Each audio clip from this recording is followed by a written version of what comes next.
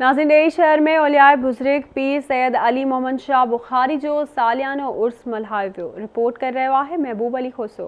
पूरी सिंध अल्लाह जे वलियुनि सां भरी पई आहे।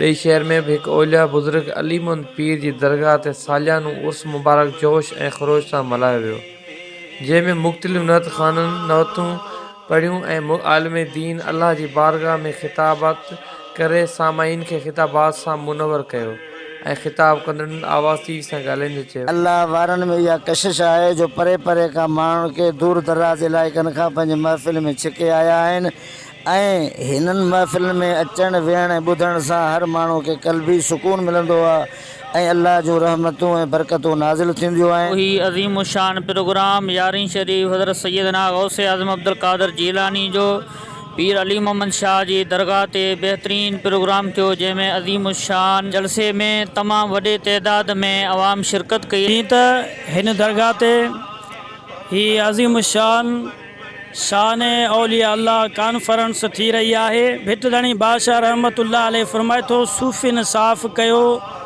धोई वर्क वजूद जो तिहां पो थियो मिलन तिन मोहम्मद जो। दरगाह अली मोहम्मद पीर जे उर्स मुबारक में जेको उर्स मल्हायो वियो, उन में जेके माण्हू आया ऐं मुख़्तलिफ़ मुख़्तलिफ़ फ़िक्र ऐं नअत ख़्वाह ऐं मज़हबी अॻुवान जो चवणु आहे त सिंध में जेके उर्स मुबारक जा सिलसिला आहिनि, उतां खां रुहानियत जो पैगाम वञे थो ऐं अमन प्यार जो दर्स मिले थो। असां अल्लाह पाक खां दुआ आहे त हिन क़िस्म जा प्रोग्राम सॼी सिंध में थींदा रहनि। कैमरामैन अब्दुल सत्तार जमाली सां गॾु महबूब अली खोसो, आवाज़ टी ॾेई।